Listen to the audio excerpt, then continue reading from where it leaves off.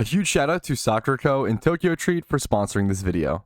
Whether you're brand new to PokeMMO or playing your 10th alt account, understanding which regions are the most powerful and which order you should complete them in is very important for any kind of player. And with the new recent addition of Johto to PokeMMO, a lot of things have changed. Not even is there a new region to now add to the rankings, it also changed how a lot of the rankings work. For example, at the end of this video, there will be 2 different rankings. There will now be an overall power rankings and an order of completion rankings. Johto also changed how other regions work, so stick around to see what new positives and negatives have been added to each region within PokeMMO. So without further ado, welcome to my new updated video on PokeMMO, what's the best region? I'll be breaking down the positives and negatives of each region, and there will be timestamps if you're interested in checking out a specific region. Let's go ahead and start with the first region that was ever added to PokeMMO back in its release on 2012, Kanto. Starting off with the Kanto positive, it is one of the best regions for gym reruns, having really decent gym reruns, allowing you to rerun 6 out of 8 of the gyms. Now you cannot rebattle Giovanni in Viridian City, and then Sabrina in Saffron City is generally a skipped gym. You can do it if you would like. You'll find out a lot of what I'm going to be saying in this video is going to be opinion based. These are just my thoughts as a 10-year veteran. Now, next up, the Amulet Coin farming spot on Island 1 is quite good. That spot exists over on Island 1, over on Kindle Road. You can surf across here and go find Meowth and Ponyta hordes ×5, and you want to frisk thief them. I have tons of videos covering that topic, which should be linked in the description. Doing said method, you can make easily around 100k plus Pokeyen per hour, plus a really solid shiny chance at a shiny Meowth or a Ponyta. Next up, you do have some pretty decent leveling locations in Kanto, such as the tentacle spots on all of the islands. One of the most common ones is here on Island 7 to the north of the water up here. You see people here just kind of surfing and hoarding for tentacles. You also have access to the Victory Road for XP leveling as well. Both of these spots will net you around 4,000 to 6,000 XP per horde.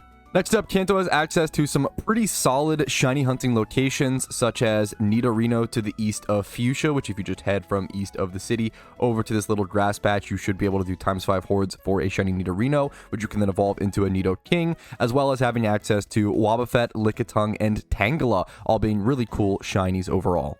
You also have access to the main hub city within PokeMMO, aka Vermilion City. This is pretty much where everybody AFKs and hangs out. It's by far the most popular city within the game. Everybody comes here to flex their shinies, trade, battle, etc. Kanto is also by far the best region for events, and this is extremely important with event season around the corner. If you don't know, during events, there's lots of semi-time-based activities where things are called out and happen very quickly. You'll have 20 minutes or so to jump around different locations in Kanto at random, defeating children for their Halloween candy and stocking up on these points and items that can get you more Pokeyen or different vanities and such. Kanto by far has the most amount of callouts and activity. The reason why is because it's been in the game for the longest amount of time, plus a lot of people have Gen 1 nostalgia, so it's generally completed by the most amount of players. Kanto also has some really decent EV training spots for each stat. If you want to see a guide on that, I should have a Kanto EV training guide on my channel and linked in the description. You have access to some really good early game money-making methods by catching Abras and Meowths over above Cerulean City. I have done guides on that as well. And generally, the Kanto early game is pretty easy up until Gym 4. Going through things like Brock and Misty and Lieutenant Surge are all pretty simple. You can usually run through those with your starter. Things do get a lot more difficult once you get up to Erica. Once you get access to those 4x resistance Pokemon, you'll end up seeing things like Crobat at Koga and such, or even Vileplume can be a pain to handle at Erica. They do ramp up a bit more after that, but the early game in Kanto, I'd say, is generally easy given the starter options. And the starters in Kanto, pretty much all of them are pretty decent for the storyline. Shell Smash Blastoise is by far the best. A lot of people look at the region historically and think that Bulbasaur is the best, and maybe that's true in the traditional games, but not in PokeMMO. Shell Smash is just such a powerful move. If you don't know, Shell Smash ups your attack, special attack, and speed by 2 stages and lowers your defenses by 1. Now, you can equip a Focus Sash in the storyline if you would so like to do that to keep it really nice and safe, but generally you almost will never get killed on your Blastoise. You'll never get one shot. And your Blastoise, after one Shell Smash, is just going to be able to sweep everything with Surf, Crunch, Iron Head, the moves it has access to, Flash Cannon. the moves it has access to are pretty powerful, and the coverage it can do with that mixed attacking set is really something to watch out for. No NPC should be able to stop your Shell Smash and Blastoise. People often say that Bulbasaur is the best because of the way that it lines up against the first couple gym leaders, and I agree, it looks like that. If you want to see a full breakdown of why I think Blastoise with Shell Smash is so much better than Growth, Sleep Powder, Venusaur, please check out my video. It should be linked in the description, covering the best starters in each region. I do a full breakdown there. Next up is the Kanto negatives. Now, there are going to be way less negatives per region than there is positives, because that just makes sense, and that's a good thing. Now, number one, the Safari Zone has fallen off and kind of been outdated with the addition of the other Safari Zones.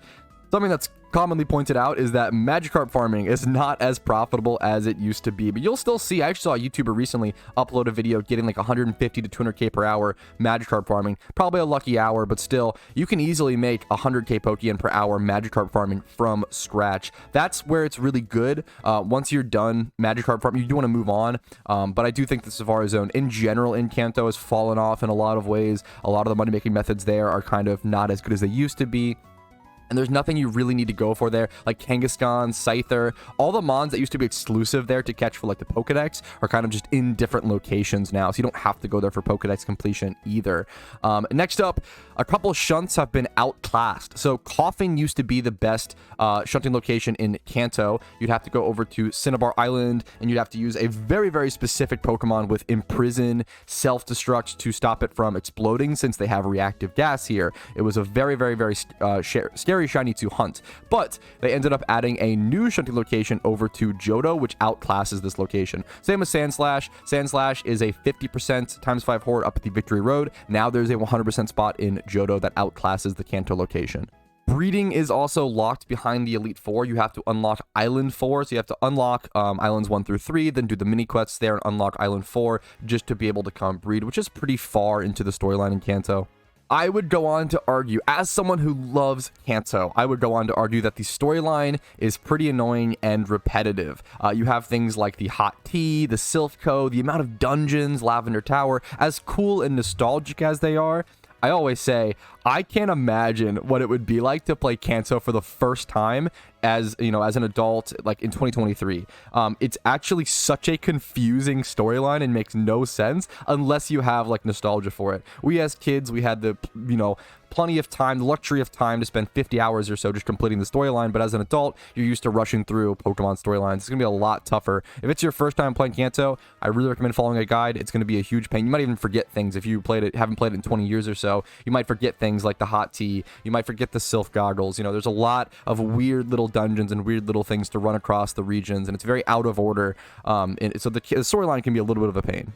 And then some more things that have been removed from Kanto. It lost the Mushroom Maniac as well as the Larvitar Shunt. Obviously, they added a ×5 horde for Larvitar over in Johto. That's since been nerfed, but it's still by far the best way to shiny hunt it. As well as the Mushroom Maniac used to be a cheaper way for you to relearn your moves, but with the addition of Johto, there is now an NPC that just sells mushrooms. So they wanted to kind of nix mushrooms from the economy and just focus on heart scales. So we lost some tools there. But that is it for the Kanto region. Next up is the region I'm sure many of you are waiting for, over on to the newest addition to PokeMMO in the region, Johto. Johto has some pretty huge positives, but also some things that drag it down, and we'll talk about all that here in a quick sec. First things first, Johto has access to probably the best ×5 Leppa shiny hunting locations in the entire game. You have access to things like Miltank, Dratini, Larvitar. All of these were just nerfed. They should be getting adjusted in a couple weeks as well. Even so, these are shinies that went from being egg hunts, taking you around 2,000 hours on average, to now they take around, after the nerf, around 150 hours per shiny. So increasing the speed and the rate by, 1,850 hours is quite good for a rare shiny such as them. So some incredible looking, beautiful ×5 shunting locations. Next up, you have the best XP in the entire game over at Mount Silver. Mount Silver really just houses so many of Johto's benefits, and we'll get into why that is kind of an issue here in a quick second, but you do get the best XP in the entire game at Mount Silver. Next up, you have the best money in the game once per week at Mount Silver as well with the red refight. You can get like 300,000 Pokeyen in like 5 minutes with the red refight after popping an amulet coin to 200k or so. But then you'll do your gym rerun after, and you'll end up making around 5 to 600,000 Pokeyen in 1 hour, once per week, pure yen, which is super nice. Next up, you have an alpha T-Tar spawn. So if you don't know, if you go into a certain cave in a certain location within Mount Silver, there is a alpha Tyranitar spawn that is static. And those are worth a little bit on the GTL since you only really get one of them per account. I don't think there's another way that alpha Tyranitars are brought into the game. Not the most expensive thing in the world, but not cheap either. The cheapest alpha Tyranitar right now is around 420k, so that's an extra 400k.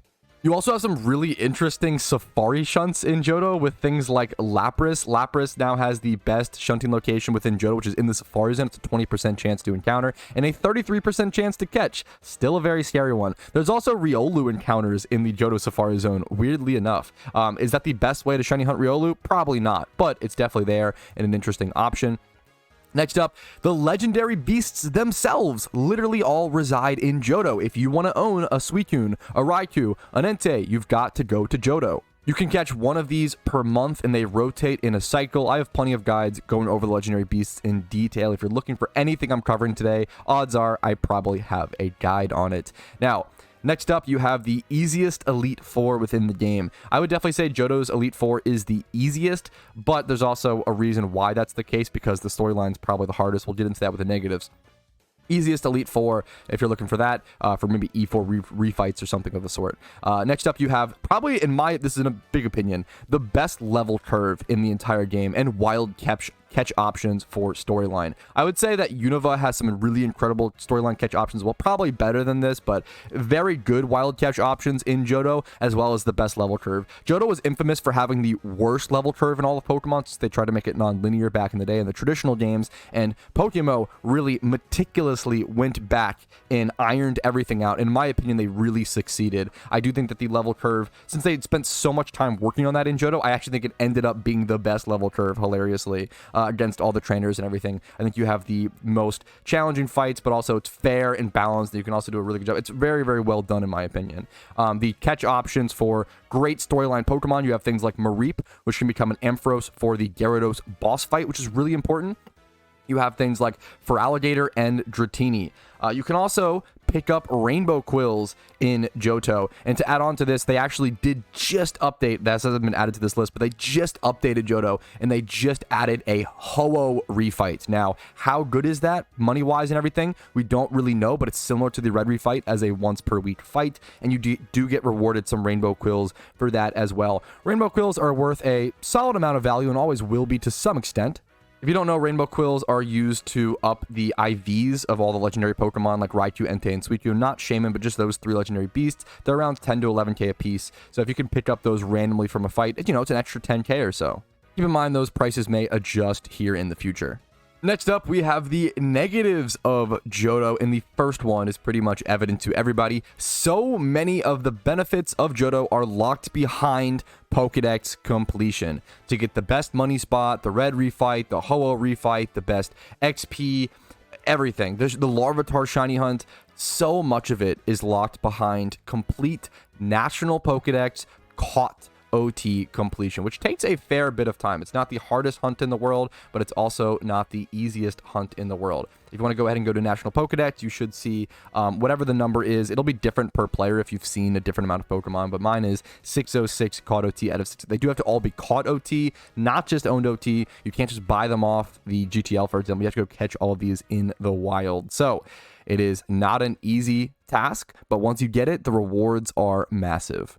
Next up, one of the double whammies about Johto, and it sucks because you'll be spending a lot of time single encountering in Johto for things like the legendary beasts or maybe pick-upping for Rainbow Quills, but unfortunately, there's not many good single encounter shunts in Johto. Aside from Sentret, hilariously, Sentret is still best to be hunted. If you want a shiny Sentret, if you want a shiny Furret, the best way to go for it is by single encountering for it in Johto. I believe on Route 29. Yeah, 29 days/morning is going to be your best bet to go for Sentret if you would like that shiny. But other than that, it's not that great, especially since you're going to be spending so much time single encountering there. It's kind of unfortunate.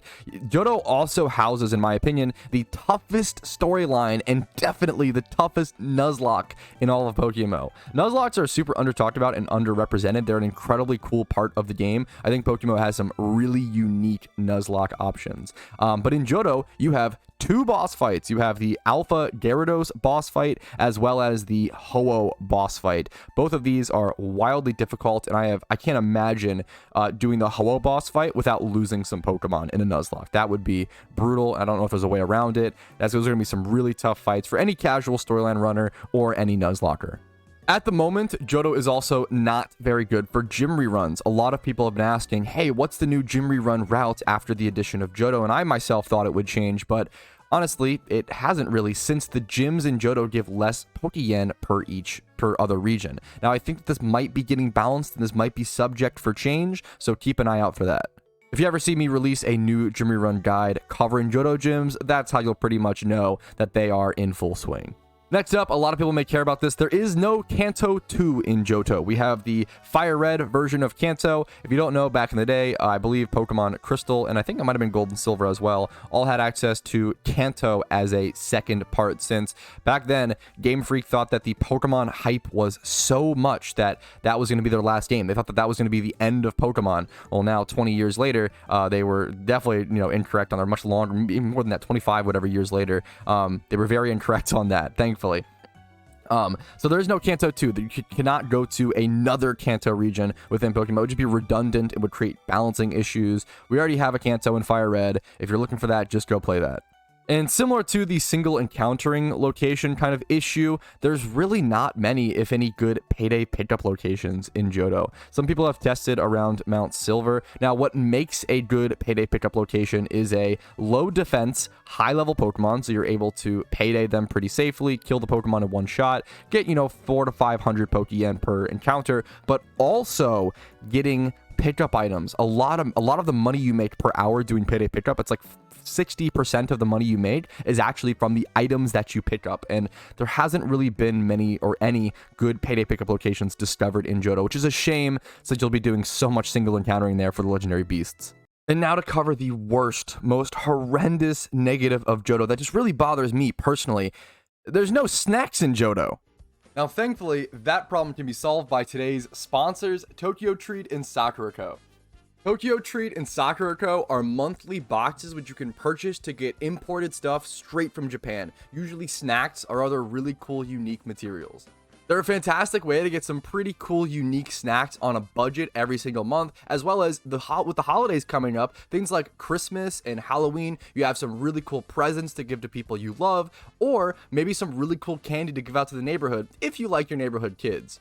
With Tokyo Treat, there's a different theme every single month, November being Mount Fuji Snack Adventure. And you can get all kinds of cool stuff, from little happy dancing ice cream cones to crunky chocolate balls, all kinds of great snacks in here. If you want to get the gamer fuel that you need to grind the PokeMMO event season without even leaving your own home in your own chair, Tokyo Treat's a great way to do it. Have some fun, have some snacks, play the events, make some Pokeyen, and just experience Japan from the comfort of your own home, even your own gamer chair, without even busting a sweat.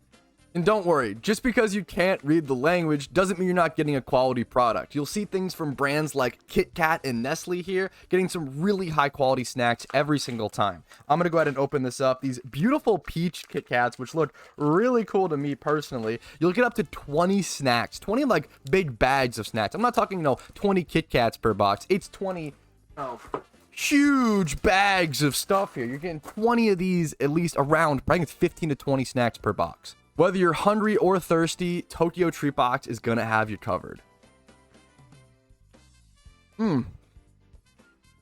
But man, got the creamy peach summery flavors. All right, marshmallow blueberries are up next. I've been eyeing them. I'm sure these would be great to pop while shiny hunting. Every single shiny charm you pop, you've got to pop a blueberry marshmallow. Wow, that was way sweeter than I imagined. I have a huge sweet tooth, so I really, really enjoyed that. That was great. All right, but I can't neglect the Sakura Co box. If you're looking for something more traditional, something a little more serious, I feel like the Sakura Co box might be for you. We've got some beautiful artwork in here and really keepsake stuff. I know that snacks are great, but sometimes it's nice to have something a little more permanent to keep. You've got this super cute, beautiful Japanese bookmark with some great art on it. A cute letter from Sakura Co. with some really nice personal art on it. With the theme for this month of Sakura Co. being the wonders of Saitama, a specific city in Japan, really showing off the beauty that specific location has to offer. You get a ton of snacks in the Sakura Co. box as well. I'm seeing some nice teas in here that I want to try. I'm a huge fan of teas. I think it's super underrepresented here in the US. We've got a nice sweet potato pie. Anything with pie in it, I'm probably going to enjoy. And some big bags of stuff. It's really hard to show all of this off to you guys because there's so many snacks. It's filled to the brim. And this is the thing that I'm probably the most excited about with this box, and something that I've been looking to get a pair of these for a while, and what a better way to get them than an official like Sakura Co. beautiful chopsticks with really, really cool art on them. Beautiful art on these chopsticks. I can't wait to use these. Sushi is one of my favorite foods. My favorite restaurant is a sushi restaurant, and I love that I have my own personal pair of chopsticks now. It definitely makes them taste better to me personally. Now, I'm a huge fan of tea as a healthy source of caffeine to continue all of my gaming, so I'm going to go try this out. All right, cheers. That is genuinely one of the best teas I've ever had without any sugar or honey added. But you know what? I think it could be a little better. I've got an idea here. Oh yeah, that's perfect. But thank you guys so much for watching this, and thank you to Tokyo Treat and Sakura Co. for the sponsorship. You guys have been incredible. Make sure to check out the link in the description to order your own with my own affiliate code and deal. You'll get a nice discount if you go ahead and order from there. Thanks again. Make sure to enjoy the rest of the video. Thanks for watching. Moving on to Generation 3 within PokeMMO in the Hoenn region, which was added to the game in 2015. Hoenn has a lot of really unique and interesting positives. Hoenn has the best Ditto farming spot in the game by far over at Desert Underpass. Now, my Ditto location is so important because Ditto is one of the most consumed Pokemon in all of PokeMMO, making it a very good and consistent Pokeyen maker. If you head over here to Desert Underpass, you can make easily around 200,000 Pokeyen per hour on average. Hoenn also has the best XP location in the entire game prior to Mount Silver, so if you don't have a complete Pokedex, heading over to the Battle Frontier and surfing on this body of water here and going for some ×5 hordes of Tentacruel is going to net you some really good XP rewards.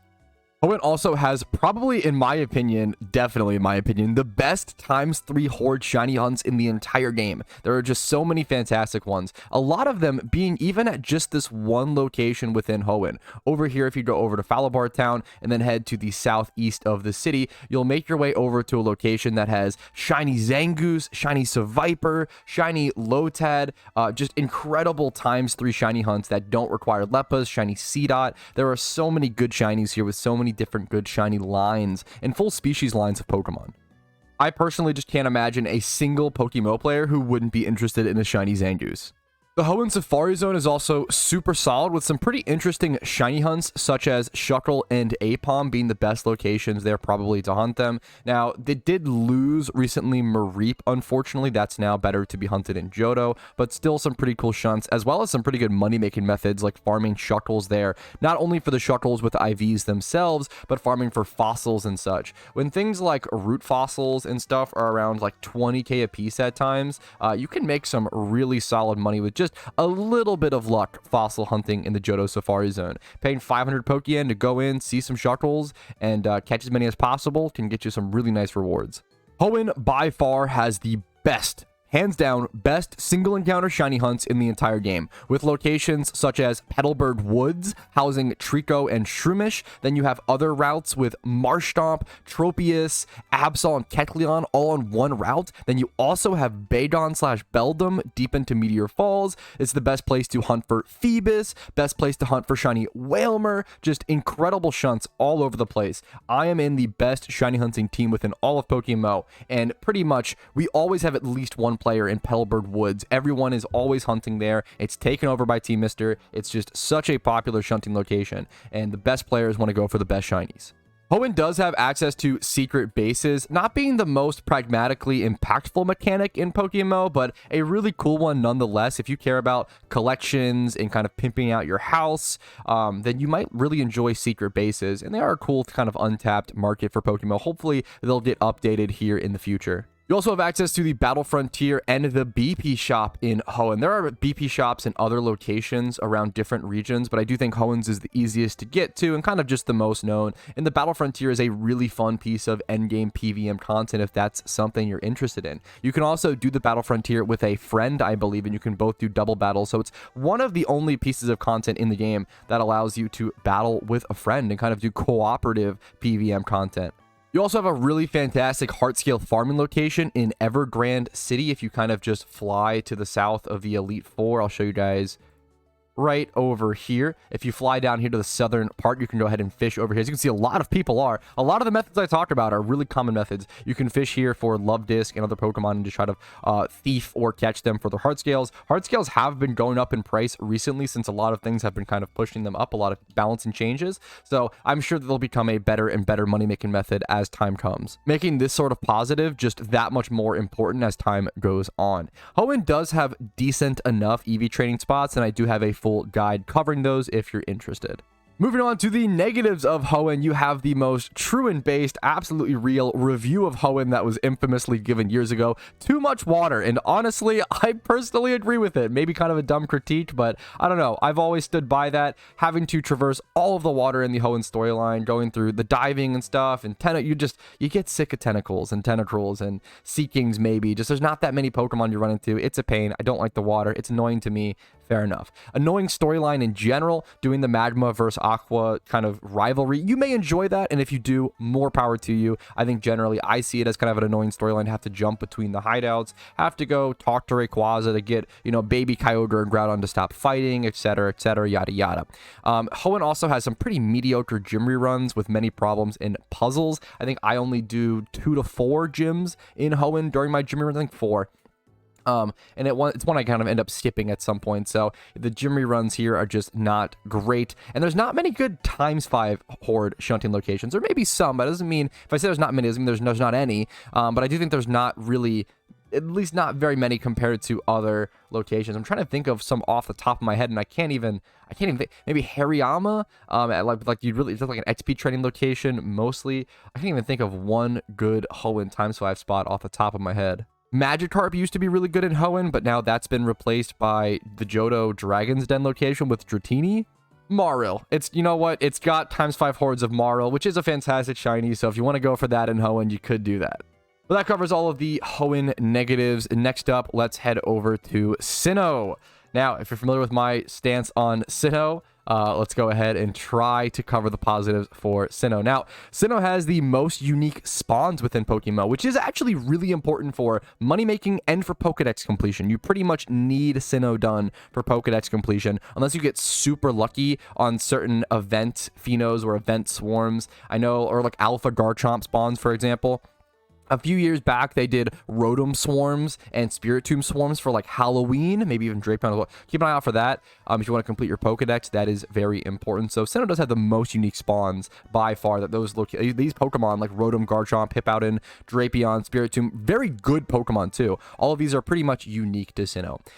You can also change the Rotom form in Sinnoh, which is very important because Rotom is literally the most used Pokemon in all of PokeMMO PvP. That might surprise a lot of people because when you go to PvP statistics, oh, Rotom's obviously not the most Pokemon used in PvP. What do you mean? That's Garchomp. Well, kind of. What I mean by most used Pokemon PvP is that if you go to OU, Rotom's the 4th most used Pokemon. If you go to doubles, Rotom Wash is the 2nd most used Pokemon. If you go to UU, Rotom Heat, a different form of Rotom, is the 4th most used Pokemon. If you go to NU, Rotom Base Form is the 2nd most used Pokemon. Even if you go to randoms, which you can't really control the usage, it's still all different forms are in the top 4 win percentage. TLDR, Rotom is the most powerful Pokemon in all of PokeMMO PvP by far. It's unbelievable how in every single tier it just continues to dominate. So having access to that form change may seem, you know, minuscule, but it really does matter, in my opinion. Having access to that unique spawn really does matter. You also have access to honey trees in Sinnoh, which are a pretty interesting shiny hunting mechanic and just interesting sort of mechanic in general. You pay 1,000 Pokeyen per honey. You lather some honey on a tree. You encounter the tree around an hour later. You get some unique Pokemon, things like Munchlax, Apom, Burmy, which should have a decent base price if you want to catch those for some Pokeyen. Next up, the Shaman Encounter plus Lunar New Year's unique alphas. If you want to essentially participate in the Lunar New Year event, you have to have Sinnoh done, at least up until a certain point. If you want to one day own a Shaman, if you want to own one of the only mythical Pokemon that is permanently ownable in PokeMMO, you have to have Sinnoh done up until a certain point. This encounter is within the Sinnoh region. And to even get this encounter, you have to run around the world and do all of those alpha locations when tablets come out. You'll see a whole guide on that when it happens. And you can also check out last year's guides if you're interested. Kind of an interesting note, Sinnoh actually does have the best fossil popping location, the best fossil reviving location of any region. Now you cannot revive Gen 5 and below, or Gen 5, sorry, 5 and above. You cannot revive Gen 5 fossils here, but you can revive Gen 4 and below fossils, and I myself have spent a huge amount of time here going for my shiny Rampardos, so if you plan to go for any shiny fossil Pokemon that is Gen 4 or below, this spot is going to be crucial. It's going to save you so much time.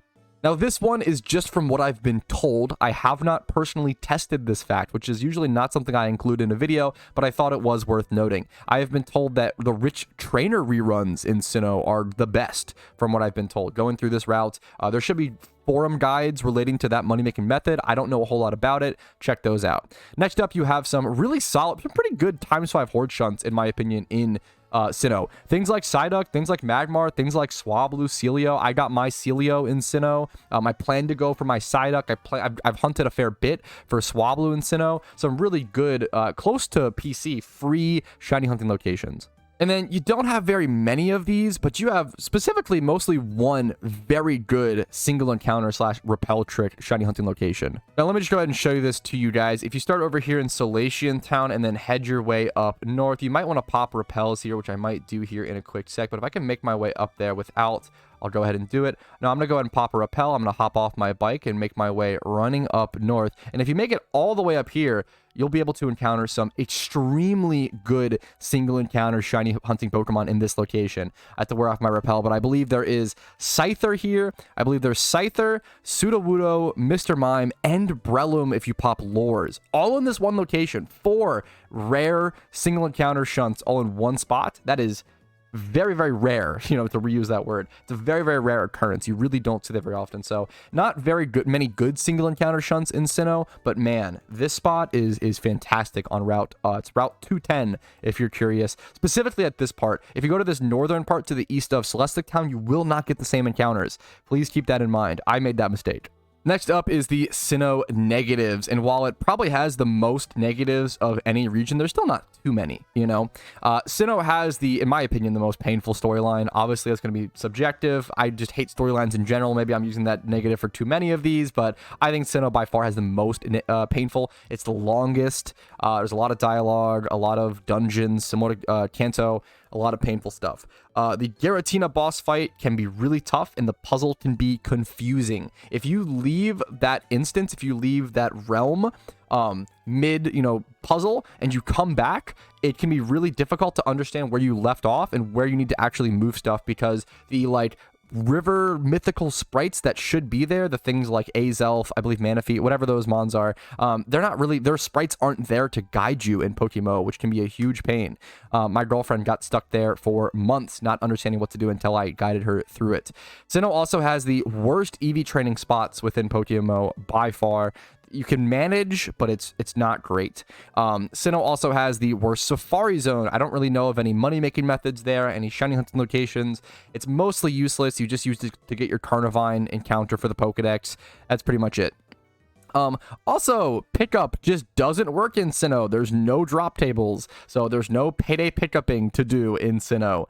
There is no Sinnoh Underground, which is a cool mechanic that I've heard a lot of people really want. I don't know a whole lot about it, but it does not exist. And you also have the worst XP spots in Sinnoh. The only good XP spots are very far from a PC. Things like ×5 Hordes, Camerupt, you need Leppas for, and it's a pain in the butt just to even bike up there. You need a bunch of HMs. It's a huge pain. So Sinnoh, probably stacking up some of the most negatives of any region.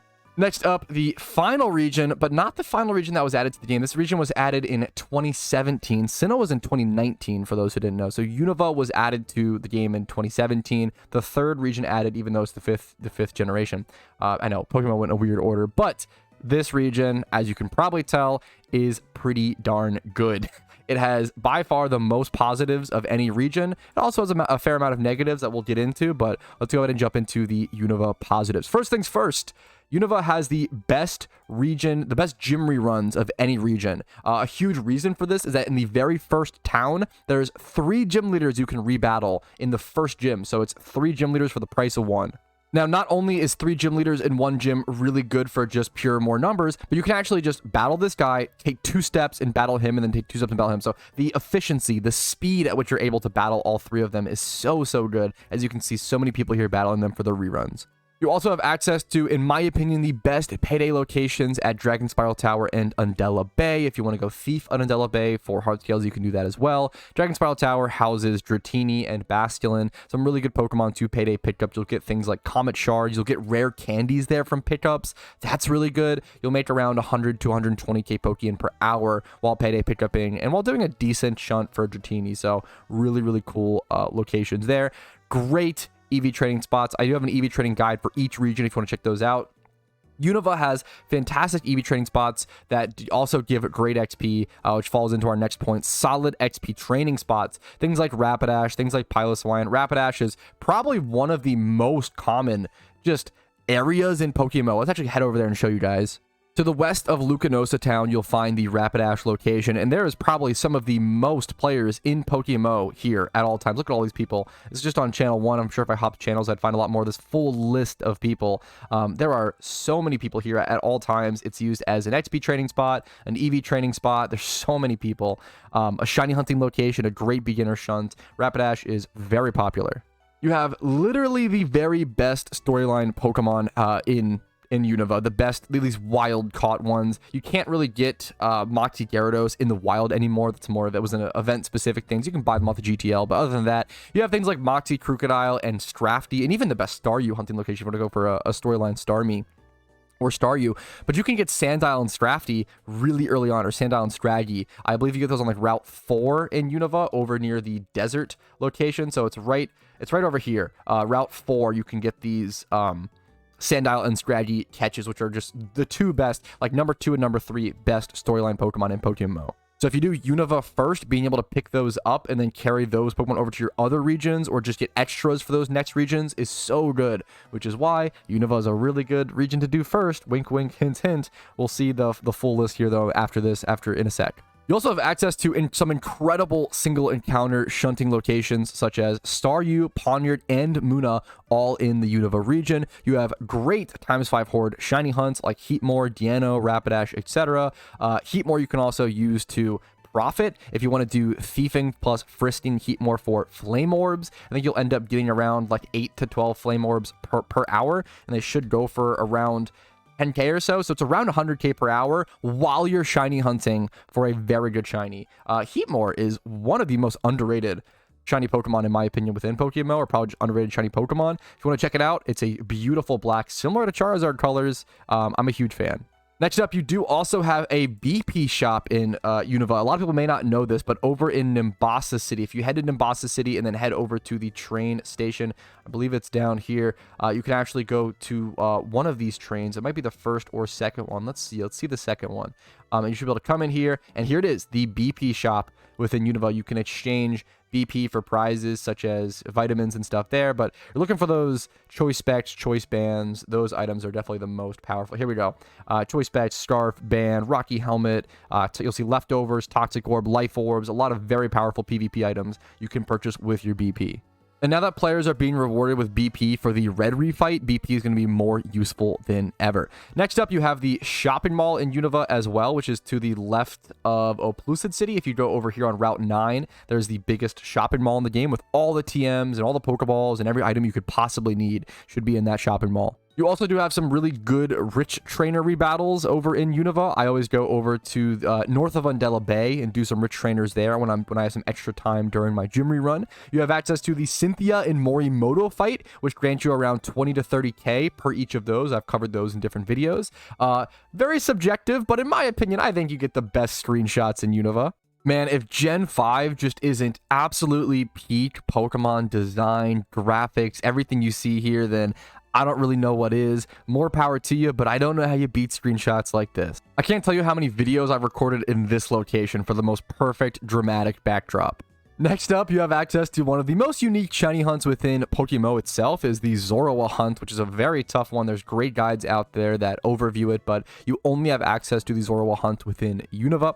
You have the best daycare for breeding within Unova. Now, this only really matters if you're egg hunting or doing a lot of breeding. If you're just breeding for profit or casually breeding, it's not really going to matter. What best daycare for breeding means is that you have the fastest runtime between your PC and the daycare man himself. So it's the shortest runtime, so you can make the most eggs per hour at Unova, which really matters if you're breeding for a shiny. You also have access to the best berry farming location, in my opinion. It's just really nice and easy. Everything is all there for you. And that location is over to the southwest of Mistralton City. If you head over to the airport and then run south, there's just a really nice batch of berries here. You can see, this is why I don't berry farm personally, because I don't really have a green thumb exactly. But you can see a lot of players here. There's just nice big, 6 patches, which you can kind of go on each side and plant your berries. Great for money making, great for berry farmers.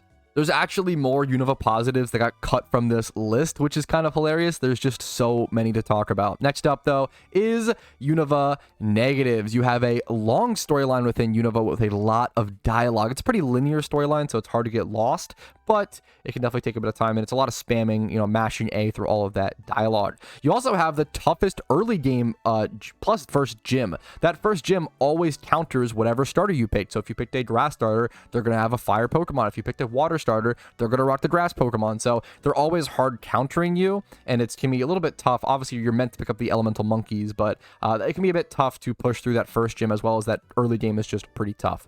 Unova also has, in my opinion, the weakest starters for any storyline in general. Late game, Samurott, Superior, Emboar, they're all fine, but comparisons to Shell Smash, Blastoise, and even Venusaur, they just get blown out of the water. I do feel like those starters are probably the weakest for the storylines. Certain gems can just be tough, and puzzles can be a pain. I think a lot of the later game gyms become really difficult. The Ice Gym, the Dragon and Flying. Don't underrate how difficult the PokeMMO storyline can be, even for someone who's been playing for 10 years. If you had an easy time with it, more power to you, but a lot of people can struggle with the storyline. You also have the most annoying Pokedex to complete in Unova by far because of Phenos. If you don't know what Phenos are, they are essentially those shaken grass tiles or tornado sandstorm tiles in caves, or like whirlpool tiles in water. They're going to have unique Pokemon that you can only encounter via Phenos. Things like Audino, things like Ducklet. You can only find these Pokemon via special Pheno encounters. And if you want to complete your Pokedex, you better start looking for these fast, because it is a nightmare scenario to have every Pokemon done except for Phenomons, and then you're just sitting there twiddling your thumbs, hoping that someone in my Discord calls out an Audino swarm that you can go catch. You also hilariously don't get the Fishing Rod in Unova until post-game. You get awarded the Fishing Rod after beating the Elite Four. I've always kind of seen it as the devs must have just forgot fishing entirely and then said, oh, snap, we gotta include that. So you only get one Fishing Rod in Unova. It's just the Super Rod, and you don't get it until you beat the game. Kind of a negative. You also get the toughest Elite Four in Unova, in my opinion. Plus, you have 2 end rival battles having to beat N and Getsis. You do get access to Zekrom temporarily in the Unova storyline, but it's the end game of Unova is just really tough in general. From the the gyms, the Ice, Dragon, Flying, up until the toughest Elite Four in the game, in my opinion, as well as the end rival battles with N and Getsis. All right, but with that, are you guys ready to see my final power rankings after Johto being added to PokeMMO? A lot of things have changed. Let's go ahead and go over it. These are my general power rankings. This is just how powerful the regions are, in my opinion, from most powerful to least powerful. And then we'll go over completion order, which are two very different lists. So please stick around to see both of them. Now, my power rankings, it may be obvious. Unova number 1. What may not be obvious is Johto number 2. Johto has a lot of powerful things, but there's also a lot of negatives. The best XP, best money, etc. I think Unova is just the best rounded. Unova is the best region to do first, and we'll cover that in a quick sec. But Unova number 1, Johto number 2, Kanto number 3, and Hoenn number 4. Kanto and Hoenn really go back and forth. These two can like really be switched places, but I do feel like Hoenn lost a lot of benefits after Johto was added. Hoenn no longer has the best XP training spot. It lost Mareep shiny hunts. It lost access to Johto, Safari, starter Pokemon. Like, Hoenn lost a lot when Johto was added, even more so than Kanto. So in my opinion, I do think that Kanto is actually now above Hoenn. And then, of course, Sinnoh is the worst region in PokeMMO. I'm sorry to the Sinnoh fans. It's not a bad region. It's not a bad, Diamond and Pearl, not bad Pokemon games. Sinnoh is just not very powerful in PokeMMO, in my opinion. Now, moving on, we have the completion order, which does end up being wildly different than the power rankings. As you can see, Johto is the last region you should complete. So number 1 is Unova, very good, very powerful. Number 2 is Kanto. It's a mostly easy region to complete, especially right now with it being event season. Gotta get Kanto done. It's super important right now, especially. And I do think it's the next powerful region. Hoenn number 3, you can do that in your fair time. Sinnoh is number 4, surprisingly. Don't save Sinnoh for last. You actually want to save Johto for last, in my opinion. Even though Johto is so powerful, we can, switch back and forth between the power rankings and the completion order. Even though Johto is the second most powerful region, you want to do it last just because of how much is locked behind Mount Silver and how much is locked behind that Pokedex full caught OT completion, which will take a lot of players hundreds of hours. But I believe that is everything I wanted to cover in today's video. It's been a long one. It's been a fun one. I really hope it was helpful. Videos like this do take a very long time to make. There's a lot of prep work, especially when I'm already putting out daily videos and usually streaming 4 times a week. So any likes on this video, if it was helpful or entertaining to you, is really appreciated. Dislikes, if not, is totally okay. Subscribing to the channel for daily PokeMMO videos, updates, guides, and information like this is always awesome. You can follow me on Twitch for streams, usually Monday through Thursday at 12 p.m. ET. Discord's down below for updates on all my content and a great place to get resources on the game, as well as help you out during the event season. And if you want to go above and beyond, make sure once again to check out that link in the description for the sponsor of this video for some great Tokyo treats, as well as YouTube memberships, Twitch Primes, Twitch subs, and PayPal/Venmo donations do go the farthest. Thank you guys again so much for watching. Have a fantastic day, and I hope you just have fun playing PokeMMO. Hey, thanks so much for watching till the very end of the video, and thanks to everybody whose name is on this list. You guys go above and beyond and allow me to make the content that I do. So thank you so much once again, and have a great day.